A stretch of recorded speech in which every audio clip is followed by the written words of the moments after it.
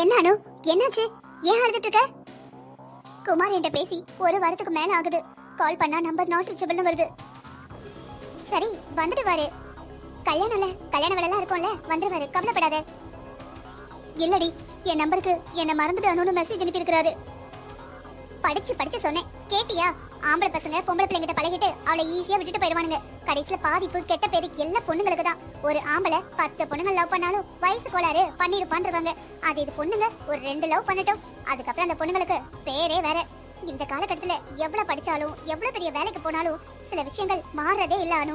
நம்ம அவங்ககிட்ட பழகினாலும் அவங்க நம்மகிட்ட பழகினாலும் பாதிப்பு என்னவோ பொண்ணுங்களுக்கு தான். படிச்ச நமக்கு தெரியுது ஆணும் பொண்ணும் சமம்னு. ஆனா பசங்க ஈஸியா அதுல இருந்து வெளியே வந்துருவாங்க.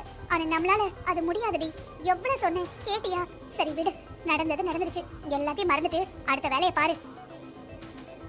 இல்லடி, அது என்னால முடியாது. அவனே உன்னை விட்டுட்டு போயிட்டான், உன்னால ஏன் அவனை விட முடியாது? அவன் தானே உன்னை